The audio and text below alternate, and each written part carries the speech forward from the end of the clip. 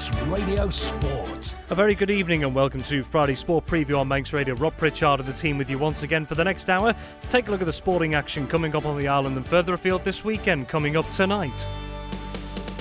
All boys have the chance to head top of Division 2 and 3 points still separating the leading duo in the Men's Premier League heading into the latest Isle of Man football fixtures. On a roll and looking for a fifth straight win, FC Isle of Man face off against a proverbial bogey team in the NWCFL Premier Division tomorrow. In rugby, Douglas are looking to make it 3 straight home wins in Regional 2 North West, and league action returns in Manx hockey tomorrow. Could we see a pivotal weekend in the title race in the Mixed Premier League? That's all to come this evening.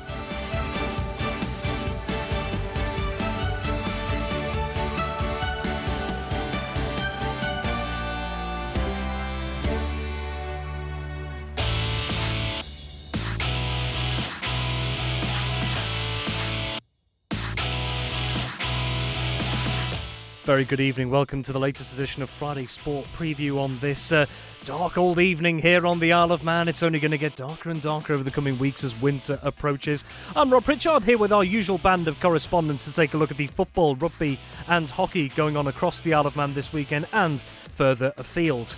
First off this evening, though, before we join our football correspondent Tony Mepham to take a look at the key details of this weekend's fixtures, we're going to turn our attention in football to a story that's been rumbling on over the past week and a half or so. We've been hearing stories of a developing situation over at Michael United, reports of a number of players leaving the club, which has seen the club in recent days appealing urgently for new players to join the setup, whether at first team or combination level, with senior players being called upon to join the club. Well, I can be joined now live by someone who maybe can shed a bit of light on a situation that I think people would like to maybe just see a little bit of clarity to. I'm joined on the phone now by Michael Corlett. So, Michael, very good evening. First off, for those who don't know you, could you just explain your association with Michael United? Yeah, thanks, Rob, for having me on. I'm currently the stand-in Michael manager, but I've been at Michael now for a good number of years, doing the coaching, training, and things like that. So, yeah, at the minute, we're refocusing on a few things and trying to get the club back to how it should be. All right, well, I'd like to say thank you very much for taking a few minutes to speak with us. First of all, really, I suppose let's just try to establish a few facts here. We've heard reports of quite a considerable number of players leaving the club. To your knowledge, how many players have left the club in the last week and a half to 2 weeks? I would say in the past 2 weeks we've lost about, I think it's 12, 13 players. I see. So pretty much a full first team. And is that spread across both the first team and the combination side, or is it one or the other? No, that was pretty much the entire first team, yeah. Okay, so with regards to that situation, I suppose that the million-dollar question everyone is wanting to know an answer to with regards to football is, why has this situation come about? It was only a couple of weeks ago we were chatting about Michael United once again being one of the contenders within Division 2, and that's not to say that can't be the case going forward, but a lot has gone on behind the scenes. Within what you can tell us, what's your understanding of the situation and how it's come about? Yeah, I really don't really know how it's happened or why it's happened so soon. Obviously, we're a club out in the sticks in Carmichael, and it's tough to attract players. So a lot of the players that we had, and a lot of players who have gone, are all Douglas-based lads. They work in Douglas, they live in Douglas, and they've all come out and helped us at Carmichael for a good number of years now, playing for us. And obviously, you've seen we've done quite well. I think long term, we obviously knew these players wouldn't last and stick around forever, because players do tend to go to different clubs, and we've been quite, pushing for titles and trying to win Division 2 now for a couple of years. And I just thought maybe after this season or so, we might start losing a few to other teams, which is understandable. And then a few weeks ago, unfortunately, after one of the games, our manager decided to resign and said that's him. He's decided to move on. And then what happened then was a couple of players decided to go with him, which, no problem with. And we thought we'll be okay with a couple of players gone. And then it developed a few more, and then a few more. And then what happened then is I think some of the lads have gone, right, okay, our first team is going to struggle. What's the best for me as a first team player if I want to continue? So we lost a couple more to higher teams. We lost a couple of lads to Onken who were playing Premier League. And then finally, the last one was another couple of players decided to go, and they've gone to other Division 2 teams as well. So we kind of knew sometime it would happen, but just to hit it halfway through the season is a bit a tough one. Now, over the last couple of seasons, we've seen Michael United repeatedly in and around, as I mentioned a moment ago as well, fighting for promotion into the top flight. It may not have quite happened, but have been there and thereabouts. So how much and how drastically does this change your club's objectives, particularly at first team level, for the rest of the season? Well, the good thing is with first team, with what we've got now, we've got a couple of players remaining, and then the young lads from the combi are all really keen to step up and play in the first team. We had a discussion with them and saying, listen, guys, you boys are combi. Are you all keen to come up and play first team? And every one of them was like, yes, 100%, which is great.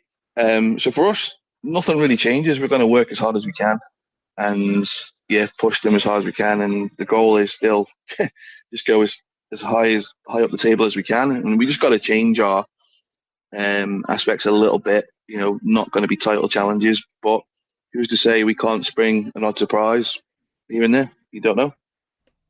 Like you say, they're combination players stepping up into the breach given the circumstances, but that has affected, of course, the combination game going into the weekend. We'll get more information on that with Tony in a few minutes' time. But in the wake of all the developments that have gone on, the club is very much on the lookout for senior players, isn't it?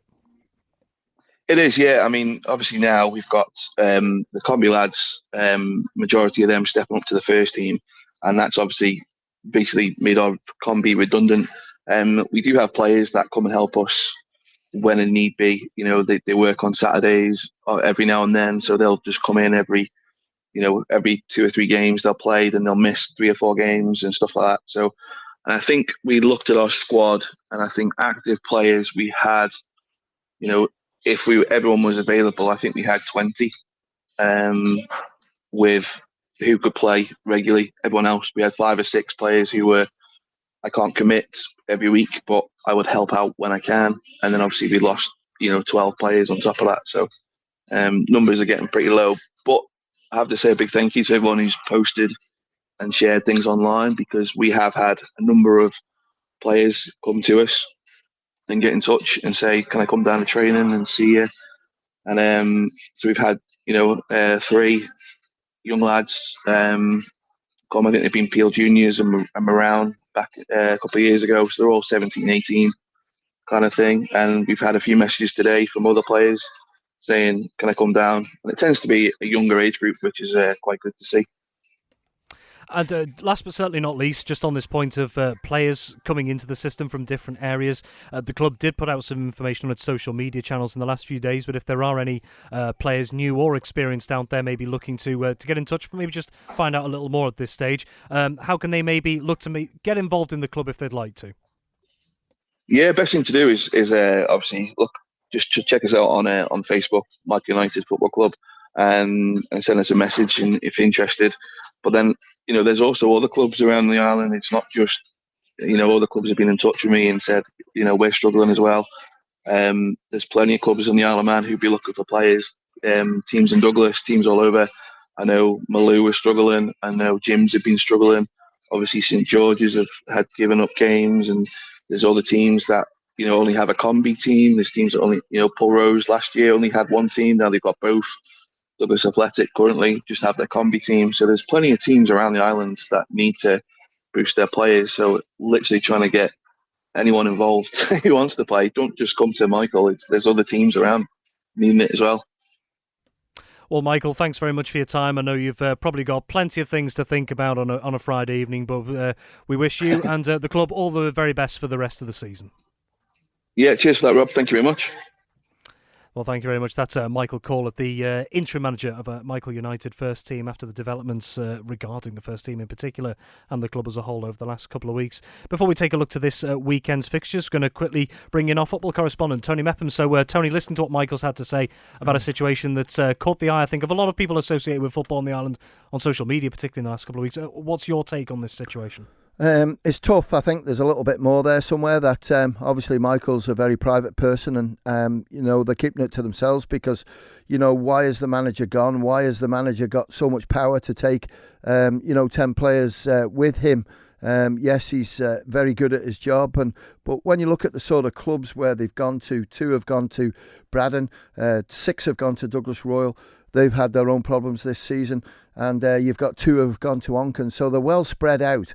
But when I look at one that sort of played in that, not last week's game, but the one before that, Liam Kane, who's probably a highly sought-after player in Manx football, the amount of goals he scored, and now he's gone to Braddon. So it's real problems, and it's something that the association that we do discuss, and I know people will be thinking at home now, well, why did the FA allow this to happen? There's not really a lot we can do because it's the player's choice to go. And actually this week there was a real top player in Division 2 who wanted to leave his club and go and play for another club. And it's just been delayed 7 days. And that player has sat back and said, no, I'm going to stay where I am. And that's what it's all about. It's too easy for the players to move. Why don't we alter the rules? The rules aren't our doing. The rules are the English FA's doing. Transfer season now is the 31st of December. We can't stop that. Before it used to be sort of a week after the season, or even on what I used to say, the start of the season used to stop unless it was surplus to requirements. But when you look at it, Rob, and I'll do it quickly, at teams that have been in trouble lately, you've got Douglas Royal this season who asked for voluntary relegation. When you look in 2019, Castletown and Pulrose were struggling, and they took voluntary relegation to try and help them out. And we do everything we can at the FA. We're there to try and help clubs to make them survive. But you look at Colby, who sort of really struggled. Now they've got 2 teams. Now they're up towards the top of Division 2 and Combination 2. Castletown had the same situation. Pulrose have had the same situation. We know about Douglas Athletic. We know about St George's. St George's, I think, is a little bit different. They were a dream team and maybe forgot what was going on behind them, and now they're suffering a little bit. But the big one you have to look at, Rob, is in recent seasons is St Mary's. They took a year out when all the players near enough left their club to go somewhere else. That's the player's choice. That's not the club's fault. That's not the FA's fault. What do? They come back the following year. They win Div 2. I think they won Combination 2. They got promoted. They're back in the Premier League and they're flying in there. So it can be done. So I wouldn't be disheartened if you're a Michael person. But I just don't get it. And please do not blame the FA, because the FA have nothing to do with this. We haven't phoned up Michael players and say leave and go somewhere else. It's the player's choice. And unfortunately now the player is king. So clearly a lot of arguments on different sides around this particular subject. I'd love to continue it, but we do have to get to this weekend's fixtures. Quite a quick turnaround here. So let's take a look at the fixtures taking place on Saturday. Starting off, Canada Life Men's Premier League. Reminder that earlier 2 o'clock kickoff for games across the divisions at the moment and for the next few weeks. We've got 6 games taking place at the Canada Life Men's Premier League, Tony. We have, and we'll look at them quickly. Let's have a look at Onken against Ramsey. You know, sort of Onken, I noticed a few players back in there. Callum Dawson, Connor Dawson as well. Andy Asbridge is flying at the moment, isn't he? Scoring plenty of goals. Josh Kennick's in there as well. But Ramsey, coming off the bench last week, Jamie Agnew with a couple of goals. Alfie Scott got one as well. And I'm just looking at more experienced players have been brought in. Greg Heckburn, Matthew Jonesy, Matthew Montgomery has made them really strong. I'm going to go for Ramsey to win. Ayr against St John's. Haven't a clue on this one. Reason why, I know Ayr are a couple of players missing, but you've still got good form from Harry Best, Jamie Callister in there. Leo Tregurtha got goals as well. But St John's also have got their own problems today because Dean Leese, I don't think, is available tomorrow. He's going on holiday, so they'll miss out on him. So they're going to rely heavily on Callum Taggart. But Damien Petcoff, who played last week, is not going to play this week. And other people like Aaron Babb and Ray Lovell, hopefully, will get the goals. Corinthians against Russian. Corinthians have slipped up twice now, haven't they? Uni Mills and Foxdale. Puts them under pressure for qualification for the Plum Properties Railway Cup. Against Russian, slight favourites, but I was impressed with Russian last week. They battled really well against Peel. Mark Blair was superb in goal. Danny Lane is suspended. And Matthew Lamb and Charlie Jackson make that midfield ring. I'm going to go for Corinthians. I think the pressure's on them to get points. Peel against St Mary's. Peel, no Thomas Brown. That's a big plus for St Mary's to deal with that. And they sort of battled hard last week against Russian, but didn't quite get there. But 2 sort of notable, I thought, players of performance-wise, Ben Woodridge and also Oscar Bignell, really good players. But for St Mary's, they've got experience in there to try and sort of stem Peel pushing forward with whoever's going to play up front. And with Carl Clark, Sam Gelling, Holly Jackson there, Tyler Thompson, it should be a good game for them. St George's against Moran, massive battle. this one, Rob, massive. I can tell by your face you're interested in this one. But people like Ryan Gartland, Sean Quay, Kieran McNulty, Sid Batty's back in the team. They should just have enough St George's. But take note of that performance 7 days ago. 3-0 up against the champions, 3-0 up against the league leaders, and let it slip and got beat 4-3. Uni Mills against the Foxdale. That's the game where you're sending me. Pressure on Foxdale, pressure on Uni Mills. Foxdale need the points to try and stay in the hunt for the Plum Properties Railway Cup semi-finals. Liam Cannon, Lee Gale playing well. Andy Ball, great saves last week. But for Union Mills, there's some really good performers in there at the moment.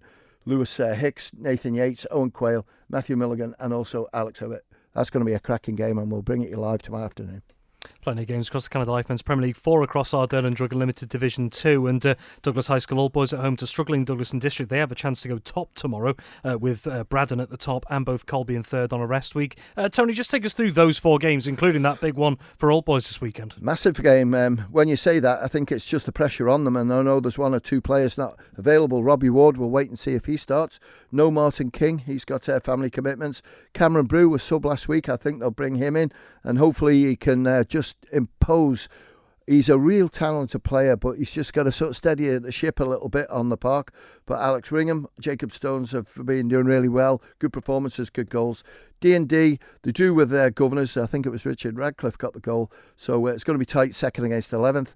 Governors 10th, Pulrose 7th. I'm going to go with Pulrose to win. Superb win against Douglas Royal. And Kieran Smith with a goal, a couple of goals, I think it was.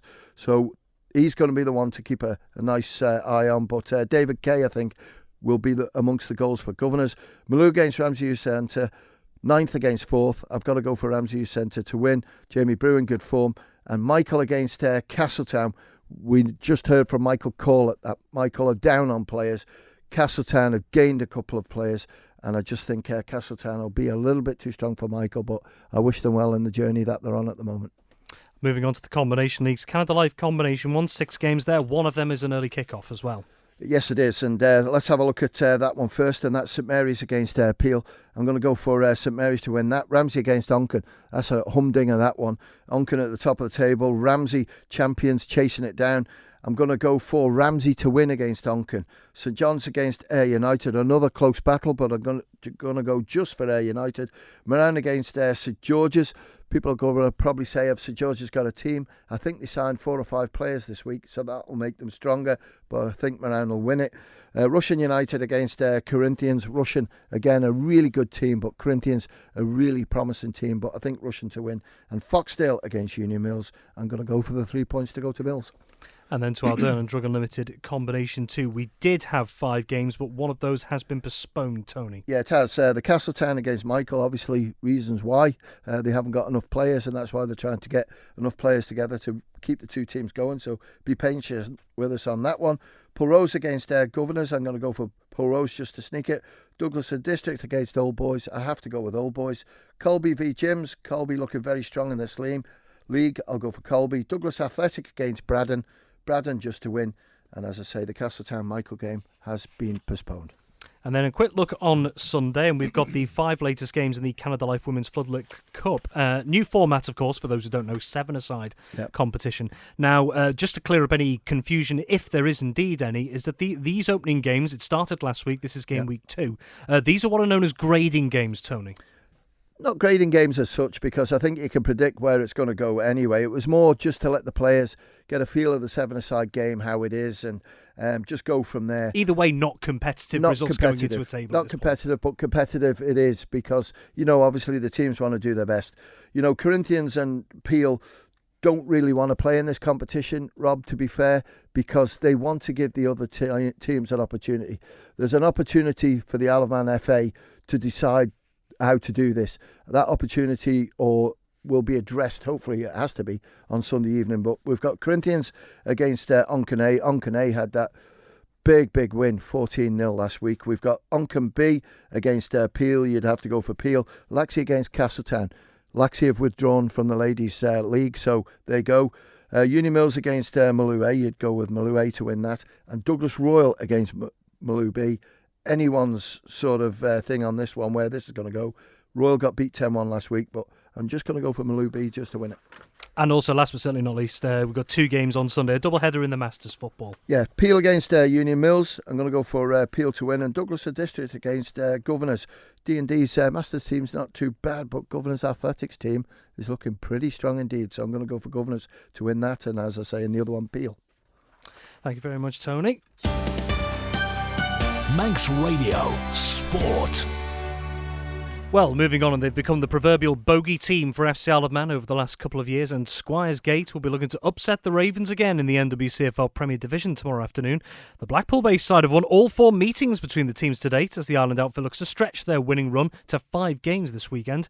FC Isle of Man manager Paul Jones explains what he thinks makes their latest opponents a challenge and the next couple of months will have on the rest of the season. Their pitch and their ground is a little bit different, I guess. The pitch at this time of year won't be conducive to maybe how we want to play, but that's just how it is. I think I'm right in saying the last couple of games we've played last season, we were at least 2 goals, maybe 1-2 goals ahead, and then we've lost off the back of being ahead. So I think maybe an element of complacency has crept in, or not focused for the full 90 minutes, and then once the momentum shifts quickly, if you don't regain control quickly, then it can drift away from you a little bit. And I think that's what happened the last 2 games. First half, I think in both games we looked pretty dominant and looked like we were going to win quite easily, and then 2 mistakes I think in both games has changed the momentum completely, and we've not got back in control of it. So I feel like we're a very different team to the one that has played Squires Gate previously, not necessarily because of different faces but a different mentality. So yeah, I'm looking forward to getting this one a bit behind us and hopefully coming away with 3 points. You've talked in recent weeks about how you've been quite pleased with the mentality of the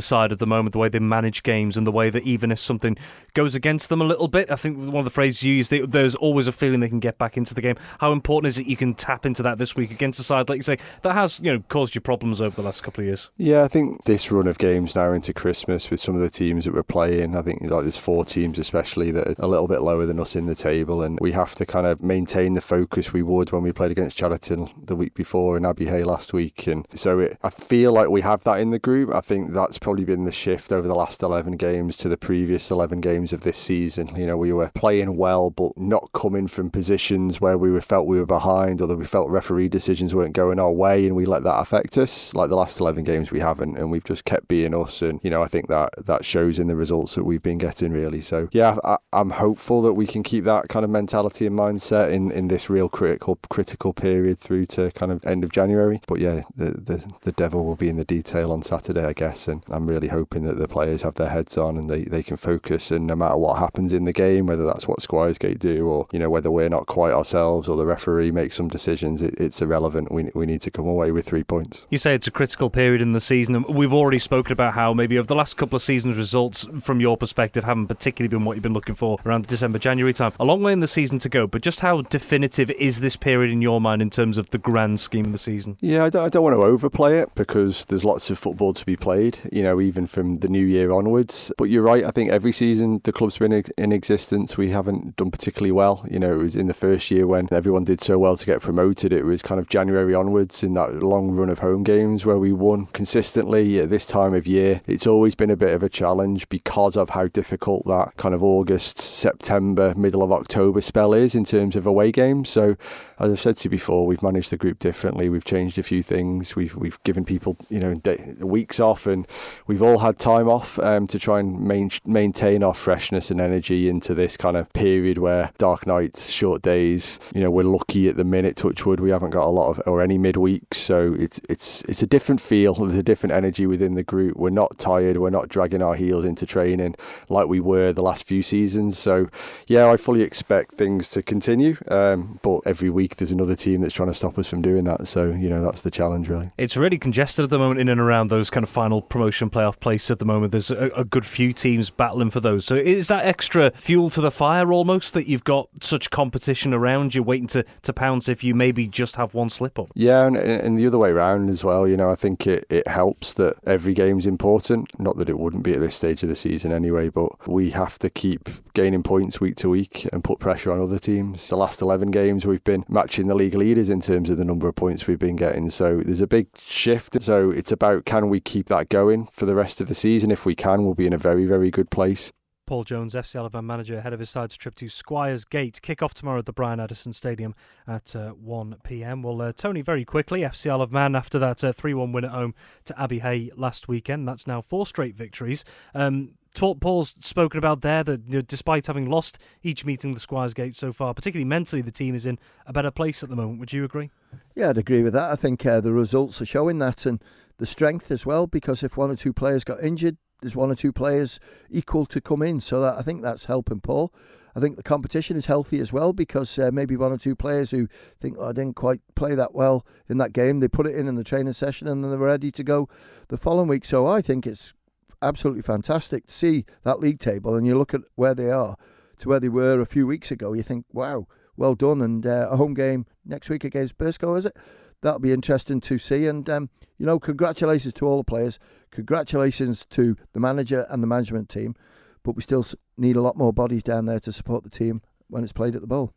And just in general at the moment, if you look at where FC Isle of Man are on the table, they're 5th at the moment, just inside the promotion playoff spots, but extremely congested round there. When you look at some of the teams hunting them down, the likes of AFC Liverpool, West Didsbury and Chorlton, Stockport Town now coming into the mix as well, and who have moved above, actually. They're still undefeated as well, and the teams around them, a couple of them still have games in hand, but I think we spoke about this before, and Paul Jones sort of mirrored it a little bit. He'd rather have the points on the board at this stage. And that's always been the cliche in football, isn't it? Is you're better off getting the games played, get the 3 points hopefully, and get them done, because otherwise, if you've got 6 or 7 games to go, in hand, you could lose all them and you're way down the order. But no, I think it's brilliant to see, and it maybe the players are picking up on this excitement, because there has to be there that they're in the mix, and if they can keep it going, we're coming up the halfway stage of the season, and lying 5th place, I think that's impressive to the start of the season. That the way it was looking, it wasn't looking too good. Got about 20 seconds here. So just very quickly, Paul also mentioned a point there that this going to this period of the end of the calendar year into the next one could be quite decisive in the grand scheme of things. Not completely, but a little bit. Would you agree with that? Yeah, I would agree, because it's been a bit sort of full on, hasn't it, with the night games and everything. So it's all quick games and quick turnarounds. Now it's like once a week. It's looking good. Tony Mepham, thank you very much indeed. We'll be hearing from Tony on Saturday live tomorrow, Unimills versus Foxdale in the Premier League. We're going to be turning our attention to rugby in a moment. Can Douglas make it 3 home wins in a row? We'll be finding out in the next few minutes. Manx Radio Sport.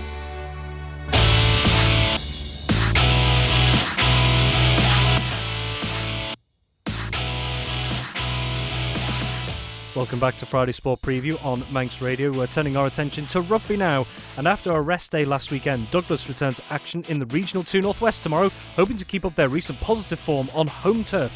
The Manx side will be targeting a 3rd straight home win at Portashee when they welcome newly promoted Northwich at 2 p.m. on Saturday. Well, I've been catching up again with Douglas head coach Phil Kringle to get his thoughts on what to maybe expect from their latest opponents and whether the week off has been beneficial or not. Yeah, we're hopefully finding a little bit of momentum. I think, though, it'll definitely help us having a small squad travelling so often. Obviously, we're picking up injuries and we're asking boys to play for an awful lot. So this week has just helped them get back fit again. And we've got a really positive side going out this weekend that'll hopefully go and do a job. And that a lot of that comes down to the fact this little break has just given them that extra 10 days to rest up any niggles, and we can fly into this week. So no, it's been a little bit of positivity for us. It's a handy break to have, because we've got a big run of 6 games in a row now through to Christmas. So yeah, no, we're ready for it. On the other side of that, though, with the rotation you've mentioned, maybe a couple of players just carrying a few minor knocks and such, has that given maybe an opportunity for you to see what some of these other players can come in and provide as well? Yeah, definitely. I mean, every member of our squad will get a game. We've got 22 league games plus Manx Cup to play at the end of the year, so there's no shortage of rugby at Douglas Rugby Club for us. So everyone will be getting their shot at some point, and it's a full squad effort. So boys that are, may call them on the peripheries, or they don't get quite as much game time or unavailable a little bit more often, they know that when they come in, they've got to do a job. Do you know what I mean? And no, it's been good to get some of those lads a bit of extra game time, and they'll get more going forward as the season progresses. But yeah, it's definitely a full team effort, and those lads, even if they're not playing, they're there on Tuesday and Thursday pushing everyone on. So yeah, it's been good having them, giving them a good shot again. It's funny how this season's worked out. It's very close to what it was like last season. It seemed to take the team a little bit of a while to get going, but hitting around that game week 5 or 6 mark, it seems like a few pieces are coming into place. What has been falling into place for you, do you think? Yeah, I think it's difficult without sort of making excuses it's difficult on a local level. We can't find any sort of pre-season fixtures, and we did go away at the start of August, but obviously with lads going away every other week through the season in the summer, it's difficult to say, right, we're going away to find 3 extra pre-season games. So if you like, when we hit that first game, we're playing teams that are in their 5th game or 4th game. So it does take us a little bit of time to get up to speed. It's something we're trying to rectify going forward the next couple of seasons. But yeah, we've certainly grown as the seasons go on. And we've had a couple of lads come back from injury. And yeah, we're sort of targeting these, if I'm being honest, targeting these next 6 games to really sort of put a stamp on the league and how we think we should be performing. So we knew it would come. It came probably a game or 2 earlier than last year, which is progress, I suppose. Now we've just got to keep our foot on the throat and keep this form going for the next few games. Looking back to the present then and this weekend, what, if anything, do you know about your latest opposition this time? Northwich, yeah, so they've just been promoted out of the league below. They're sitting bottom end of the table, but that doesn't really mean anything because I suppose we are as well. We're sort of we're trying to look up the table, and where there's only 2 points between where we are and 5th, and so we're sort of trying to aim for that direction. And Northwich, we don't really know a lot about. We haven't played them for an awful long time as a club, certainly well before my time. There is a few photos knocking about from sort of 10 years ago, but we haven't played them for an awful long time, so it'll be exciting to see what they're about. But quite honestly, we don't have an awful lot to think about from their perspective. It's going to be completely focused on us and what we can do, and no matter who comes to Portishead for the rest of the year, we're hoping to put a performance out and get some points, so it's irrelevant who comes over that whitewash on Saturday, really. When you look at some of the recent teams you played, Vale of Loon and Altrincham Kersal, obviously you've got familiar to them over the last couple of years, and they will have got familiar to you in some way. To some, that provides a bit of comfort, but when you're coming up against a side like, say, Northwich, who the club hasn't really come across in the last few years, does that give you a chance to express yourselves as a team a bit more? Yeah, I mean, we try and sort of focus on that anyway, and we certainly have been the last few weeks as we're trying to find our feet. It's important that we play the way that we want to play, and we don't want to spend too much time looking at oppositions and trying to figure out what they're going to do to us. You know, we want to be a team that imposes ourselves on oppositions, not a team that is worried about what oppositions are going to do to us.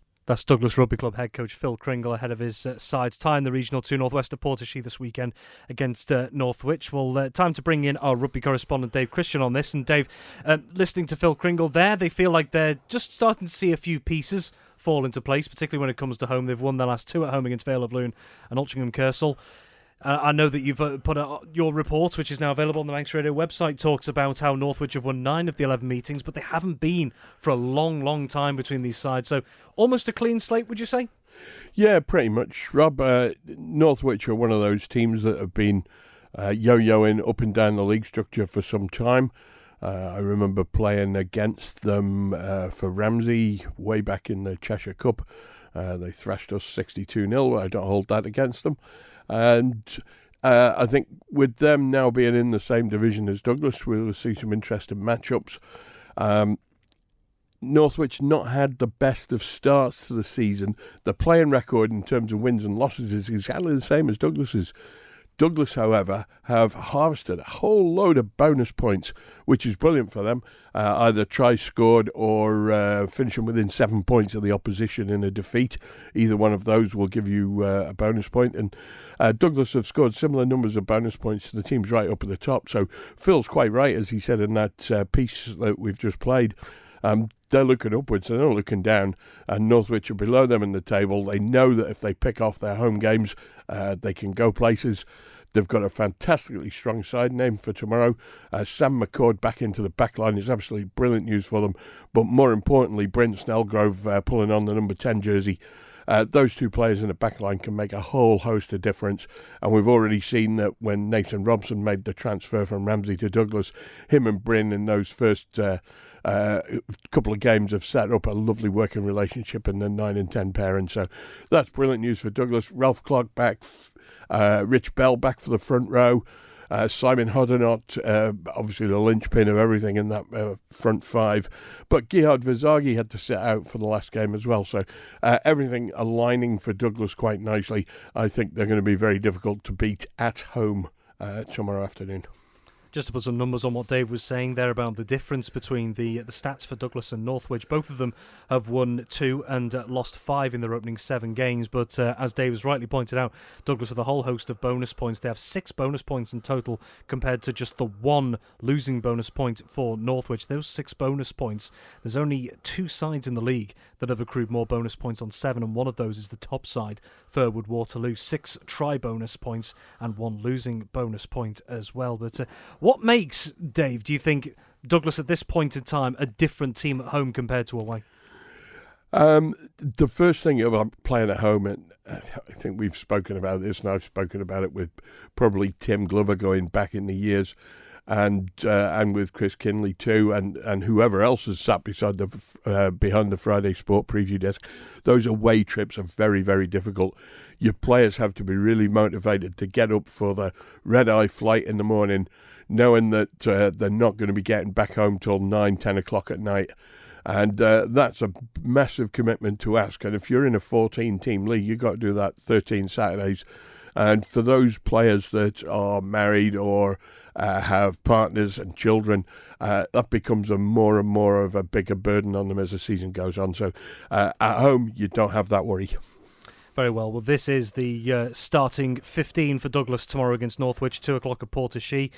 Going from numbers 1 to 15 in order, it's Ralph Clark, Gerhard Verzaghi, Simon Hoddenott, Harry Cartwright, the captain, Blake Snell, Percy Hampton, Mark Oldfield, Liam Kirkpatrick, Nathan Robson, Bryn Snellgrove, Charlie Henthorne, Josh Duncan, Harry Hewson, Sam McCord and Carl Martin. 3 substitutes for Phil Kringle's side, Richard Bell, Blake Everson and Callum Dentith. Elsewhere, Counties 3, ADM, Lancashire, Cheshire, and the first points of the season are like Harry Houdini, I think, to Vagabonds at the moment. Still nothing to show for it as of yet. They travel to Clitheroe this weekend, Dave. Yeah, last week was disappointing for them. They were against what I thought was a much better side, but they actually led at half-time, and they'd gone really well in the first half. Unfortunately, a couple of knocks, head knocks, one for Dan Bonwick, one for Will Spurway, the hooker. That meant they had to do a bit of a reshuffle, and then Rob Pease out on the wing. He tweaked, looked like an ankle damage that Rob had suffered. That meant a rejigged backline, and they had forwards playing in the backs. Berry, who they were playing, had a very aggressive backline. They're running straight, and the lad at fullback, Sam Norris, he was coming from deep with loads and loads of pace, and your makeshift backline just couldn't cover him. And despite leading 10-8 at half-time, they lost 39-10 in the end. So that's very disappointing for Vagabonds last week. What we don't know is we've got no team news just yet, but we don't know whether Bonwick's going to be fit. We don't know whether Will Spurway at hooker will be fit. We don't know whether Rob Pease on the wing will be fit. We do have some players that can come back in, though, missing from last week's lineup. Cam Finley, who's been great for them at fullback, he can kick as well. And Archie Benson was missing last week. Cal Donnell was missing last week. And those players very important for Vagabond's backline. So if you can get a few of them back, they're in with a shout. But Clitheroe are just outside, I think, the top 3. And looking good this season. Vagabonds travelling away on the back of a couple of defeats.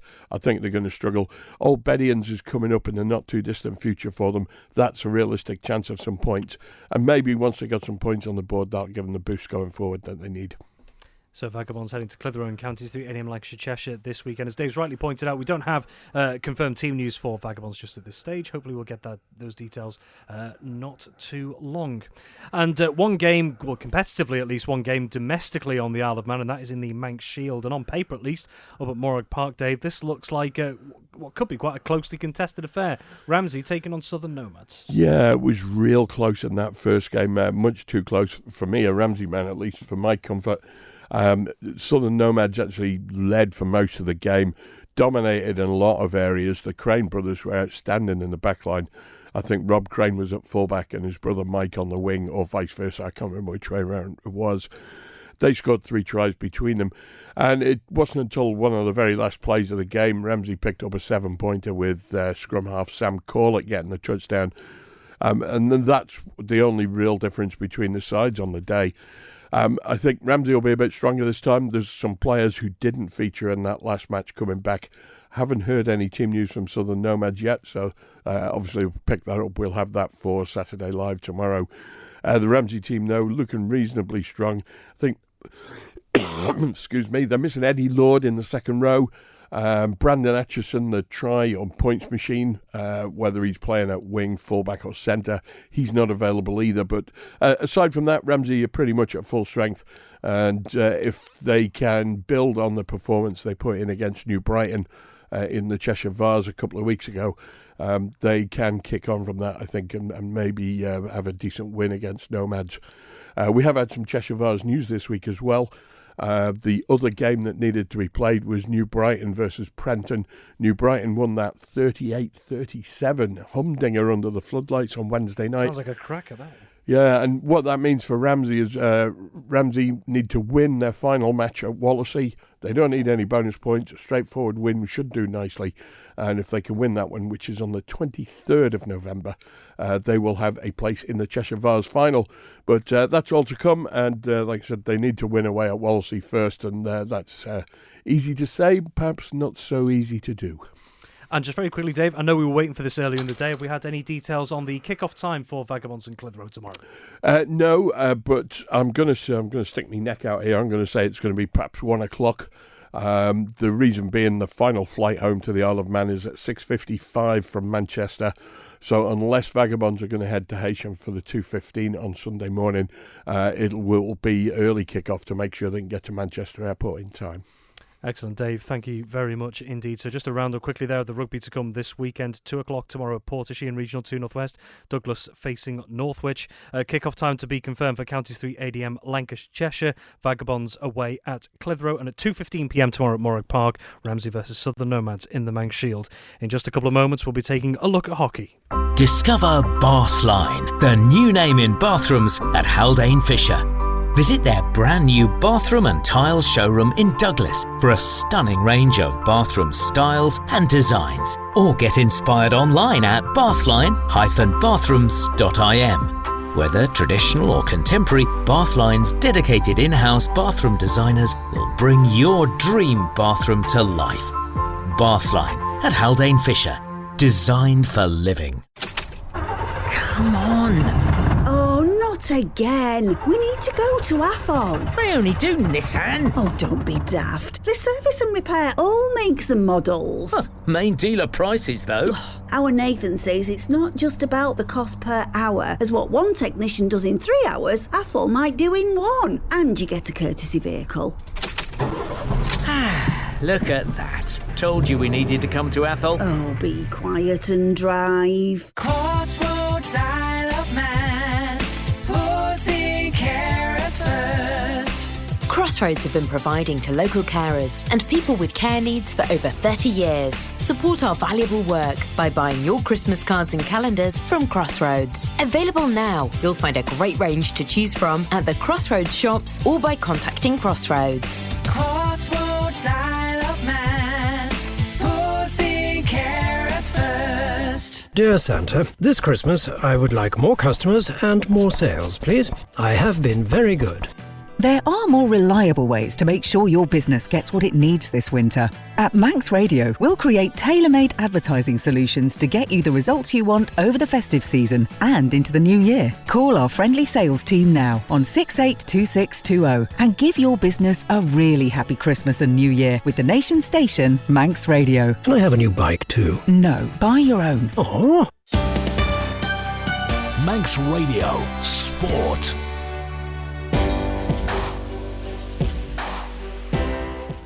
Finally this evening, turning our attention to hockey, and after the spotlight turned to cup competitions last weekend, we return to league action, and it is crunch time across the divisions as we head through November and towards December. Not only will we have cup finals to consider in a few weeks' time, but also crucially, these are the points that matter at both the top and the bottom of the respective senior and junior divisions. To go through these latest fixtures and all their potential permutations, we should say, is our hockey correspondent, Ben Cunningham. Ben, very good evening. Good evening, good to be back.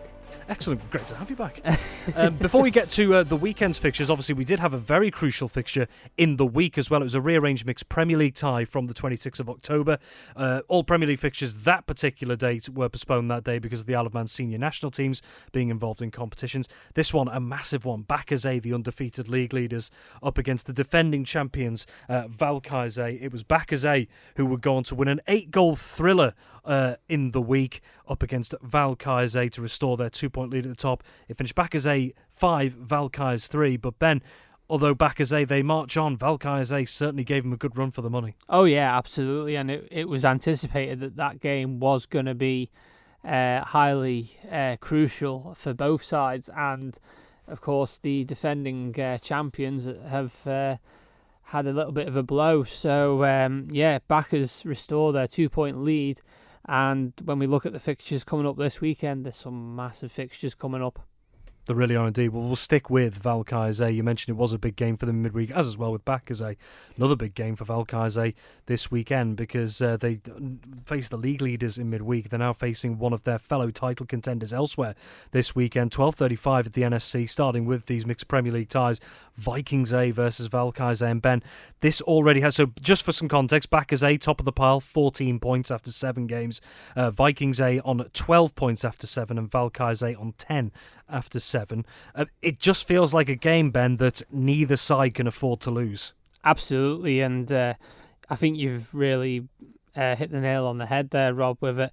Neither side will want to lose this game because really whoever wins this game is going to be going forward to potentially challenge Backers in the remaining fixtures. Of course, we've only, after this weekend, got 2 more weeks left of league fixtures, so every point is crucial at the moment.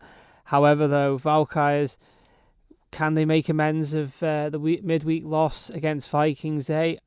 It's a hard one to say because when they met in the league, it was only a goal that separated the two sides, which went the way of Vikings A. So I'm going to sit on the fence on this one, but we are going to cover this game for Saturday Live. 12:35 the NSC, same time at King William's College. Harlequins A up against Backers B, two teams having a relatively steady season so far by their standards. Yeah, Harlequins will be happy with their season so far. Backers will be happy that they've got points on the board. However, though, I think Harlequins will be favourites on the day, so Harlequins win. 2 games at 2:05 in the Mixed Premier League tomorrow, and one of them big battle towards the bottom, Vikings B against Valkyze B at the NSC. Yeah, Valkyze B really need to get something out of this game this weekend, or it could be relegation for them. However, though, Vikings B, they have been looking really strong, and the last few games I have seen them play, they have looked really, really strong going forward. So it's going to be a tough ask for Valkyze B, but I think it's going to be a Vikings B win on the day. At the same time at Castle Rushen High School, it is the undefeated league leaders, Bacazet, 2 points clear again at the top, as we've mentioned, up against Castletown Celts, who, as we always keep mentioning, can have the potential at times to cause the big hitters in this league problems. Yeah, and like you say, Bacazet undefeated, and they'll be desperately wanting to end the season undefeated. I mean, that'll be a real good status for them to have. Castletown Celts, so I'm sure they'll rustle the feathers of Bacazet, but I think Bacazet are going to be too strong, and you only need to look at the goal difference and goals against this season. Some way apart in terms of goals scored, and Massive. particularly say goals conceded as well. They really don't let too many in either. Those are your 4 games in the Mixed Premier League, 3 in Mixed Division 1. 2 of those pushing back at 2:05. Valkyze C versus Castletown Southerners, who are second in the league at QE2 and Peel. And then Backers C, the league leaders, are away at Ramsey Grammar School to Ramsey A, a potential banana skin for them there, Ben. Yeah, and I mean, Valkyze C held Backers C to a 3-3 draw in the last set of league fixtures. So that's brought the gap at the top of the league down just 1 point between Backers C and Castletown Southerners. And as I put in my report, which is on Manx Radio's website, can Valkyze C cause an upset again this weekend and maybe cause an upset against Castletown Southerners? We'll see. But I think Southerners are looking strong, so I'm going to go for a Southerners win on that one. And then Ramsey A against Backers C, I'm going to go for Backers C. Just think Ramsey's form really this season's just been some weeks there, some weeks not there. It's hard to say, but Backers C win on that one. And the other game, 3:35, so a late pushback at the NSC, is an interclub derby, and it's Vikings D against Vikings C in Mixed Division 1. And this is a massive game because both these teams come into this fixture level on points. It's only goal difference that separates the two sides, and this is probably going to decide who could be getting relegated come the end of the season. You would favour the C team, but we have seen it before, the D team beating the C team, so we'll see what happens on the day. Okay, quickly we'll take a look at Mixed Division 2, 3 games there, including a Castletown derby. Yeah, so the first one's at 11:05, and that's Ramsey Ravens against Harlequins B, who are the league leaders. I'm going to go for a Harlequins B win on that one. 12:35 at QE2, we see Backers Colts against Valkyries D for the second weekend in a row. They met in the Cup, and I'm going to go for a Backers Colts win on that one. And then the Castletown derby, Castletown Camags against Castletown Cushags. I'm going to go for a Camags win. And 3 games also in Mixed Division 3 on Saturday. First one, 11:05, is Vikings E against Harlequins C. I'm going to go for a Vikings E win on that one. 11:05 is Castletown Cosney against Backers D at Castle Rushen High School. I'm going to go for a Castletown Cosney win. And then Ramsey Rookies against Castletown Carrick, 12:35 at Ramsey Grammar School. I'm going to go for a Rookies win. Those are the senior leagues, and last but certainly not least, we have 3 games all pushing back at the latest time of 3:35 in the Mixed Under-15s League. Yeah, all at 3:35 as you say, and the first one is at QE2, which is Valkyries against Castletown Savers. I'm going to go for a Valkyries win there. Ramsey against Vikings, I'm going to go for a Vikings win, and then Backers against Castletown Sharks, I'm going to go for a Castletown Sharks win. Thanks, Ben. Those are the fixtures on Saturday. Well, just quickly, before we wrap things up, Ben, we've been seeing the Isle of Man national sides across the respective age groups in actions over the last couple of weeks, some great performances, and you look at last weekend and that incredible result for the under-16 girls, 13-0 winners at Bowden. We've got a couple of other island sides in action as well this weekend. The under-16 boys winning on shuffles as well in their game in the England Hockey Championships. So exciting times still in these early stages of the seasons for the Isle of Man national teams, not just at senior level, but at junior level as well. Yeah, it's really great to see our junior sides pulling off fantastic wins. I mean, when I seen that result last weekend from the girls, that was absolutely phenomenal. It's really great to see just the young and upcoming talent coming through Manx hockey, and it's only getting better because we've got lots of more young people coming through the ranks. Well, a couple of teams are going to be in action tomorrow, and we'll have a look at those on Saturday Sport Classified tomorrow from 5 p.m. on Manx Radio AM 1368. Ben, thank you very much indeed for joining us once more. We'll be hearing more from Ben tomorrow on Saturday Live and Saturday Sport Classified. That's all we have time for on Friday Sport Preview this week. Thank you so much for joining us. If you want to catch up on anything that's been on the show this evening, don't forget this will be available as a podcast later this evening. And of course, you can catch up all on today's, this week's, and all of the sporting news from across the Isle of Man over at the Manx Radio Sports Hub at manxradio.com. And also, if you want to hear extended interviews, in-depth analysis, you can check out the Manx Radio Sportscast over there as well on the podcast section. Thank you very much for joining us. Have a wonderful Friday and a wonderful weekend. But from me until next time, bye for now. Manx Radio Sport.